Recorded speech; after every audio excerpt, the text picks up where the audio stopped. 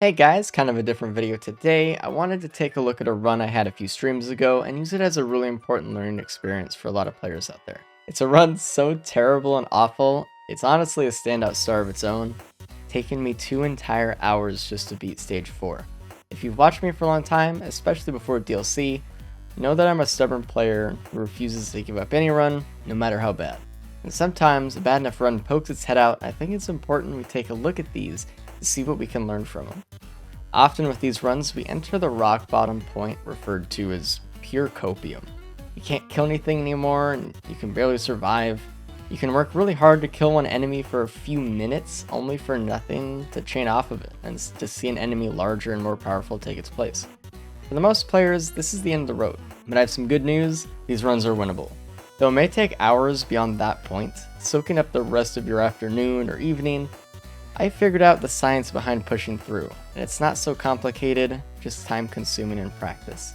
Unfortunately, I've put myself through the grueling winds of quite a few copium runs in the last few years that I've played this game, and while these specific runs no doubt all added up and accumulated to literal days of my life gone, I can at least walk away proud knowing that the game hasn't beaten me when it gave me its worst. Since DLC released, I haven't really experienced very many copium runs though, and it feels weird in this day and age with all these powerful new items to have runs that feel like a struggle at all.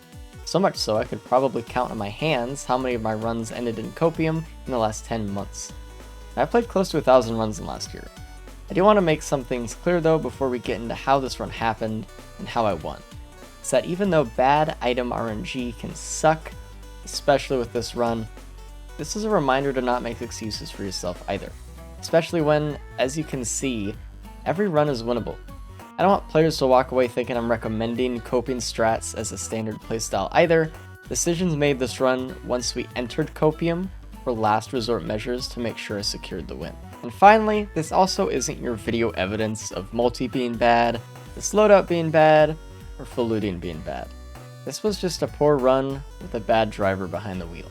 Let's break this run apart and see what happened to make it the worst run of the year, why I had to spend 80 minutes on one stage, and how we broke through to beat Umbral Mithrix. The first stage went by without incident, but was unfortunately painfully slow. As much as I preach about time not mattering too much, there is a reasonable limit to this expectation. And while we didn't quite reach the point of being unreasonable, we weren't really doing ourselves any favors either. This mul-t loadout specifically though is pretty damn cool. Using power mode with saw first hand and nail gun second is a neat trick that makes your nail gun almost perfectly accurate. Downside being you do move slower while shooting because of power mode restrictions, and it's harder to sprint and attack from range at the same time, which made it harder for us later on during the height of the copium. Regardless, I love this loadout and it's a ton of fun.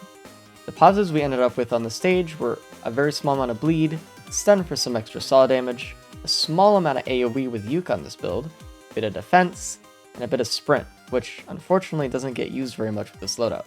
Like we said earlier, sprinting and doing damage at the same time with this loadout is tough, since to do so we'd have to use the saw or our M2 because of the power mode restrictions. Best case scenario, we operate on a cycle of running and stopping to shoot for a bit. But either way, not a stage that's extremely out of the ordinary, and at the time it seemed like a good base for a run, but a bit of hindsight sees the cracks that start to widen for the future later on. Stage 2 was where some of the trouble began. This is where I would place my biggest blame for the run as a player, and usually if you start a stage 2 teleporter past around 15 minutes, 2 bosses will spawn instead of 1. It's a rough breakpoint for the stage, and going into it, I was aware of that, especially noticing I had entered around 13 minutes. I gambled though on the idea that we'd probably find some natural damage and that we could burst through the boss with a saw anyway. Naturally though, and unfortunately, this loadout doesn't have insane innate damage for flying enemies such as vagrants, like Railgunner, Bandit, or Loader do. This is a situation where I had one nail gun with low mobility, which means when I could afford to stop and shoot at the 2 vagrants amidst the strafing, it wasn't as much damage as I was hoping, especially as I had to deal with the hordes as well. My mobility fighting with my damage was becoming an issue. The fight ended up taking a long while as a result. The items this stage were exceptionally poor in my opinion. In terms of damage, you received a sticky bomb, which will not add much of anything to the current build, and 1 AP round. You got Quail, which again doubled down on the sprint movement effect problem, alleviating a very little amount. Nevertheless, I was happy to see more speed. The rest, in my opinion, were items that were, considering the situation, not very beneficial. Especially in that category was the pluripotent larva. While very good and powerful, a Dios isn't really the item I wanted to see here out of a Void Cradle. I was hoping for something that could pull me up out of the pit I was beginning to realize I was starting to drown in. Leaving at 27 minutes was also not great, as I knew the additional boss breakpoint for stage 3 was just about coming up. I was beginning to fall into a pattern of leaving a stage right about when the next one would be a lot tougher, especially as I felt a little bit underpowered going into it. And a little tougher it was. Fortunately, we got Scorched Acres, which has the easiest enemies out of the stage 3s, and the highest chance of the best build outcome for us. Plenty of multi-shops for equipments, good bosses for possible boss items, and a minimal extra director credit sponge interactables like TC drones that take up space for items. A reminder, all we had for damage for normal enemies was one tri-tip dagger, one sticky bomb, and a uke, and we were pushing half an hour into the run. At this point, I knew that something would have to make this run. Some item or printer that was so powerful and game-changing that it could change the course of the run right now from budding copium to smooth and easy. And there it was. The band printer. Though, before you assume this was the answer, it was merely the beginning of our problems. The issue with bands on the build we had was not their godly damage, it was how we were going to use it. With multi, speed was another factor that was making this a little bit hard on me, a familiar complication. We had to use our shift into large enemies to proc bands, and assuming it didn't kill the target, we might have been in trouble from some enemy retaliation. Here, only printing a couple bands, I started the teleporter and the imps showed up. It became quickly evident during the TP event that the will-o-wisp we had found this stage in combination with the ukulele was our main damage dealer just by blowing up a group around the bosses. I felt concerned to dash into the overlords with bands. While it's not so hard when there's one, just slamming into his back, 2 was really making the risk of death a little high. So my strategy here was to run around a bit, build up some additional enemies, then start the chain. It worked out pretty well, though it took a few minutes, definitely taking some damage during the process. But we ended the stage and printed our 7 bands. The item quality was definitely looking up the stage though, and we got a few items of note. Obviously the will-o-wisp and the bands were huge, but we left with a gasoline which could work with our ignition tanks, a morsel of extra damage like crit and syringe, a chrono bauble, which is huge considering speed and movement is our biggest issue here, along with a goat hoof, obviously the item I was most excited about. I think one of the most important items we received, though, may not be one your eyes would land on first. It was actually the backup mag. Multi has a unique interaction with power mode and backup mags, allowing the player to reset the entire stack of your M2 blast canister when using power mode. This means that per cycle of ability usage, we now have 4 uses of our M2, not just 2. That's a lot of stun to throw out, and it's quick damage, and we can use it while sprinting. Either way, stage 3 out of the way, 42 minutes in, this still isn't a situation I would call favorable. The instant stage 4 started, I knew it was a copium run. Seeing the Imp Overlord and the Blazing Elite greet me kind of only instilled the feeling that had been creeping up my spine the last stage or so. Enemies were getting tough to kill already, and without a good way to proc bands, this feeling would only get worse. The most I could hope for was exactly that though, a better way to proc bands. With how many enemies built up pretty quick, it was getting tough for me to stun and slam to get damage off. I entered the cycle of running around the map, and when I could, throw out some stun bombs behind me with a few seconds of nails. This earned us enough money after a while to buy some things, but it was clear it was getting to be too slow. As the enemies built up over this point, they eventually started reaching mob cap, the limit to how many enemies can exist on the stage at once.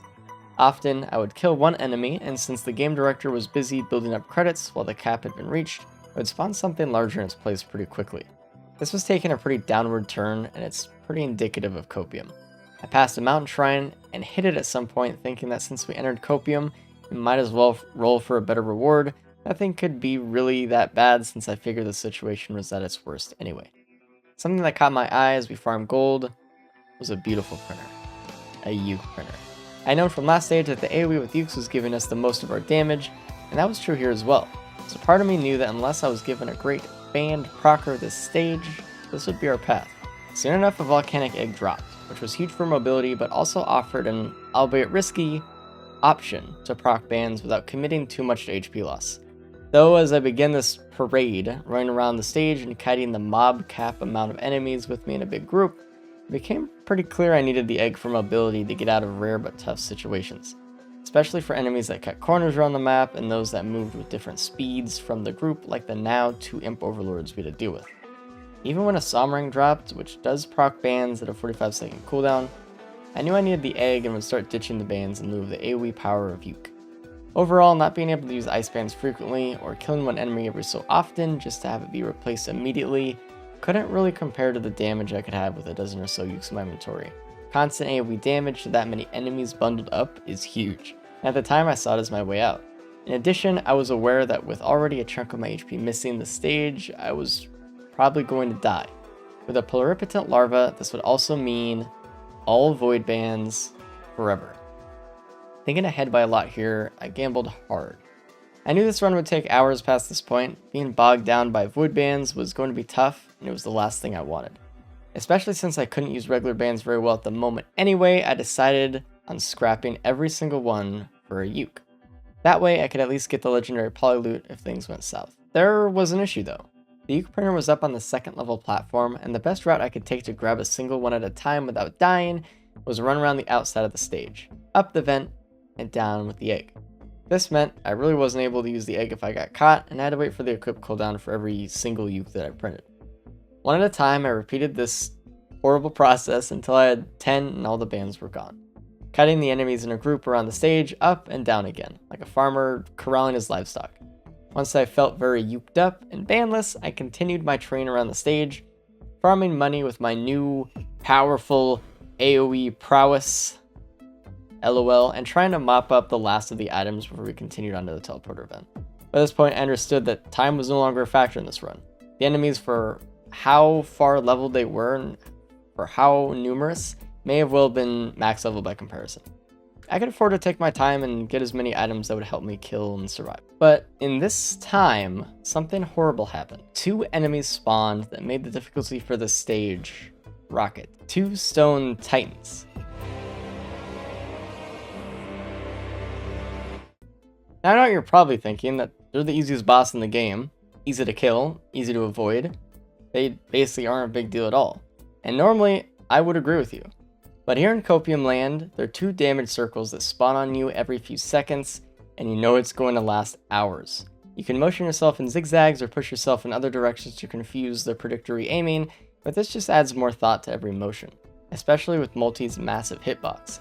I knew over the time spent here, I would surely mess up at some point, and messing up could cost me my life. To fight, I had to turn around and blast the group behind me in power mode, or throw a few M2 charges, and then usually shift away by the time the hands came up. Their attack capitalized hard on my issues with speed, and now I essentially had less of a damage window than I did before. The items I ended up getting that benefited the run before the TP event were an extra backup mag, which I delighted in, 1 extra opal, 2 mochas, which obviously add up to 1 hoof and levels of speed, and another quail. That little extra speed bump from the stage previous probably allowed me to do a little bit of extra damage every damage cycle, and helped keep me away from the Titan Fists. But now was time. The teleporter event. There were 5 outcomes of this event, and I knew going into it with the mountain shrine and the slate that it was bound to be terrible, whatever it was. My top choice was obviously an overloaded worm for the possibility that we could get a charged perforator.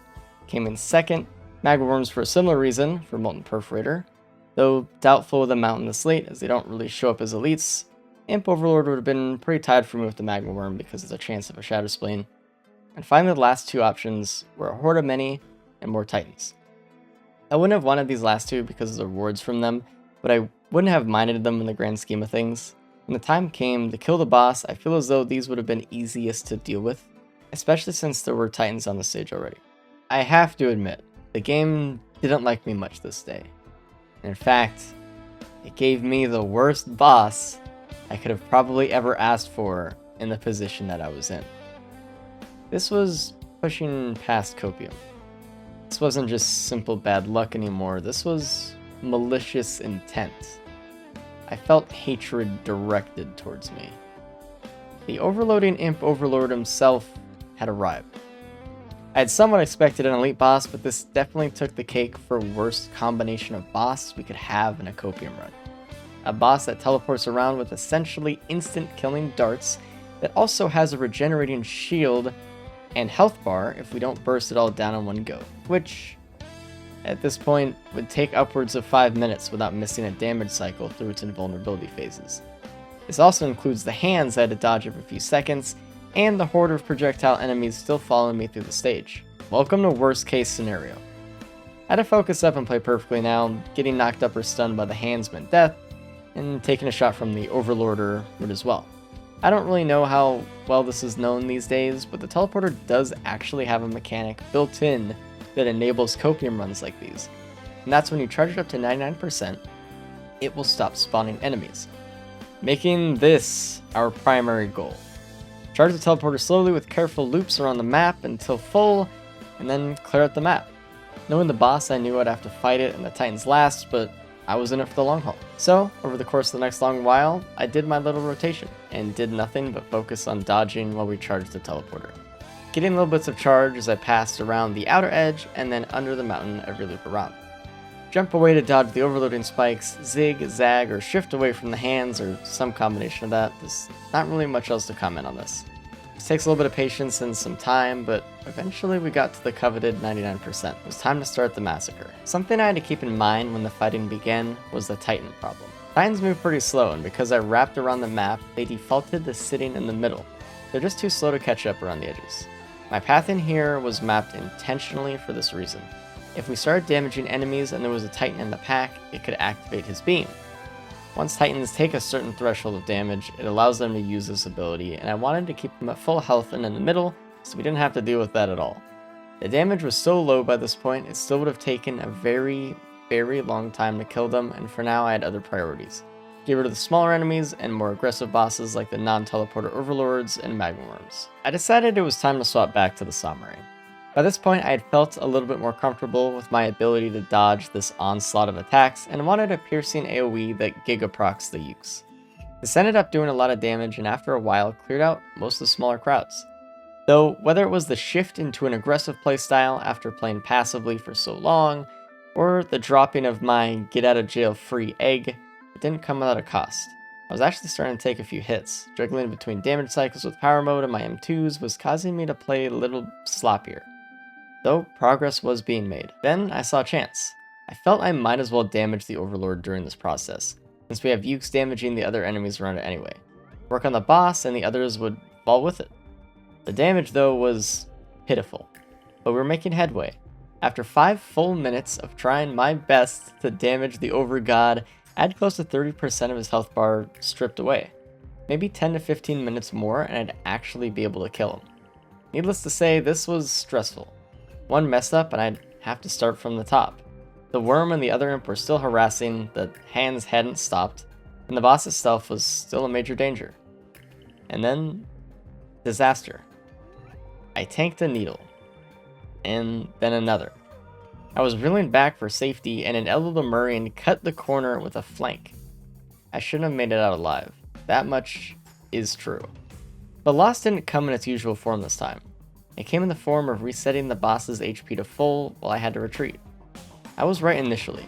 I had to wait to fight the boss until it was the last one left. It was clear the other large enemies were just interfering with my ability to consistently lay down damage while remaining alive. So I went back to work, switching focus to the other larger enemies. I got creative with the Sawmering, using something we like to refer to as saw tech. Throwing out the saw blades will cause them to retract back to you, but since these saws are physical objects, you can actually block their path to you with a wall while they spin and create a trap of damage. I utilized this a bit for a few of the enemies left, and then after another agonizingly long time, we had actually cleared most of the stage. The enemies left being a few elders tagging along behind the boss. I had a chance again, and the path was clear enough and I could focus on taking the boss down over the next 15 minutes. It wouldn't be too hard at this point, just making sure I stayed vigilant and... oh. Dying hit me in the pride, sure. After all this work of preserving my life, only to realize that I was right initially as well. Egg worked better here. But this still wasn't the end of the road. Like a phoenix, we were reborn from the ashes, brighter and stronger. I had known what items I would receive upon death. I had known for a while how powerful that transformation would be when it eventually happened. But when even the smallest of missteps could kill me, it was important to me I didn't throw away my extra life. I wanted that cushion, that safety. But now, it was gone, and in its place became power. 3 items, notably. The polylutes, the safer spaces, and the Lost Seer's lenses. The polylutes, as expected, would start dishing out massive damage. The safer spaces allowed mistakes more often, without too much punishment, and the Lost Seer's lenses were our key to the future. No longer would we have to spend 5 to 10 minutes killing a non-boss enemy, we could just delete them before it even ever got that far. The Void Crit isn't needed to pull yourself up and out of copium. With enough items and going through the stages, you will start to overwhelm the enemies regardless. But this definitely put us on the fast track, and away we went.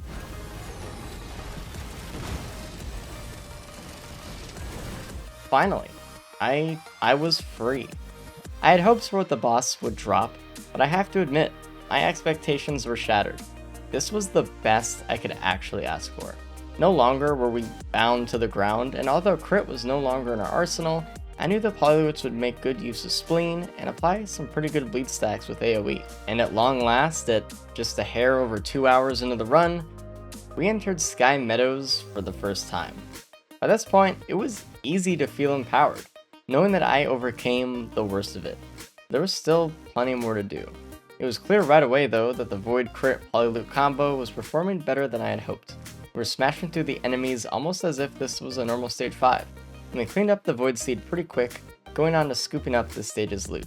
The only interesting item we picked up that I can identify as valuable though was the Shuriken. This would potentially be a nice setup for bans if we came across any more in the future. Other than that, mostly scrap fodder. At the rate we were killing big enemies with Void Crit, the gold was pouring in, so it didn't take much time for the teleporter event to start. Or I would have started had the enemies not gotten stuck in the teleporter promise. This created kind of an awkward situation for me, and took a few minutes to dislodge the enemies before we started. We set the teleporter for the planet. A loop was still necessary here to beat the Ember Lord of the Moon, and we didn't have speed, no pillar skip, and most of our damage was still pretty reliant on Void Crit, which in my opinion is faux damage. Normally, I don't think looping is ever really necessary in this game, and if Mithrix was vanilla in this situation, I think I could have actually done it. But you know, desperate times and all that. The horde of constructs spawned in, and while I didn't feel threatened at first, I think I should have been a little bit more careful. I was taking heat from a few lasers, but honestly, they were going down quick. The Polylute Spleen combo was an indomitable force. While it did take a bit to take out the bosses as they hung in the sky away from me like the little cowards they are, soon enough, it was teleporter charge time. There was a choice to be made here. The enemies at this point had again just about reached mob cap, and while I could have worked to clear every enemy and fight to hold the teleporter charge, probably ended up taking a few tactical retreats away, I fell instead to the natural rhythm of circle charging to 100%. It was a small and tight looping path this time, and most of the enemies being parents made it really easy to just charge it quickly without any real complaint. Soon enough, we were done. Once I started clearing the enemies after the teleporter, I knew I made the right decision in charging the TP passively. We had a decent chance of deleting enemies and decent damage with Polylute, but it did take a long time to smash through the remaining enemies of the stage. Stage 5 was a great indicator for our stages moving forward. We would clear what we could, loot everything, and find our route we could move around the stage with to charge the teleporter. If there was anything on the stage after that to use like scrappers and predators, then we would clear the stage as well to use those later. And it was time to power myself up, and at 155 minutes into the run, the loop began.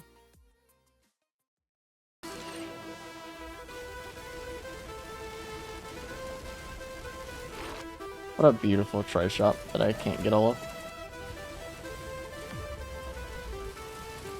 That's a lot of stacking damage.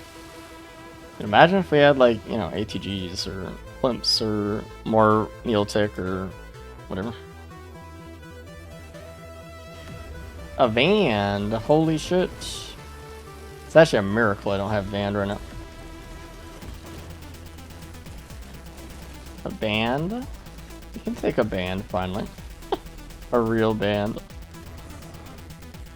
Wow, that's awful.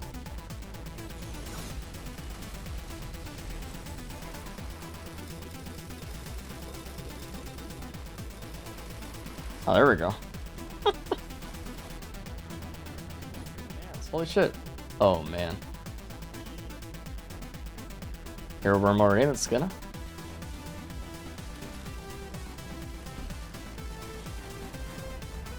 Thanks for the loot, bitch. A red.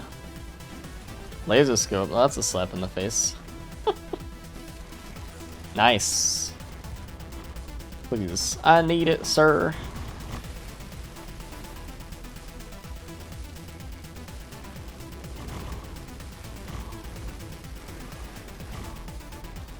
Alright, well.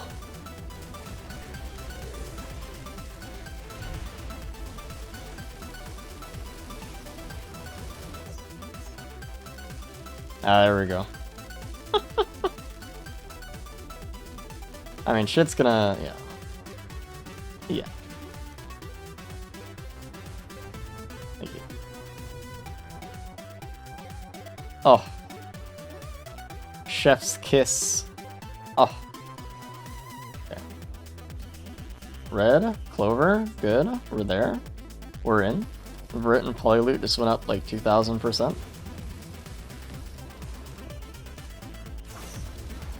I don't want to loot. Oh. Hey, baby. Baby.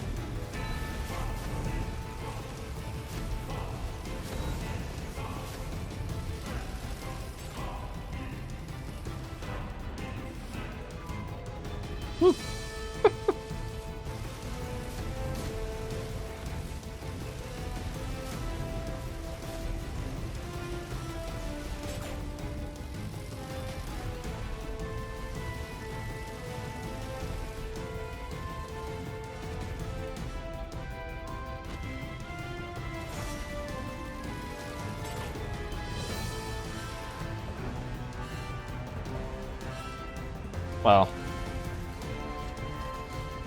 Don't do that.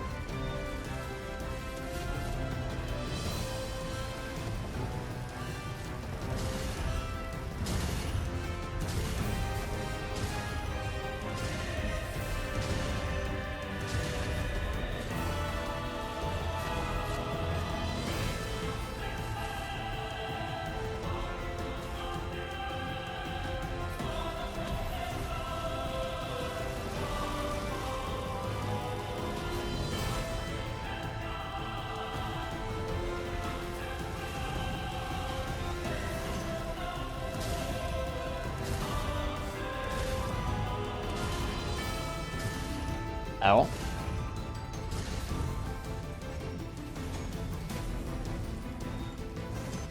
That's kind of spooky, ain't it?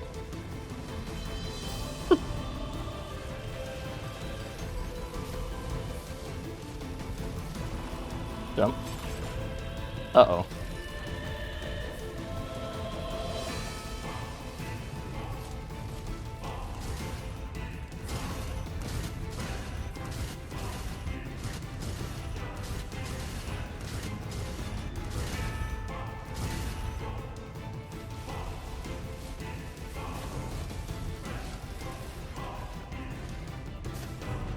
Eee, this almost swiped me out of the air.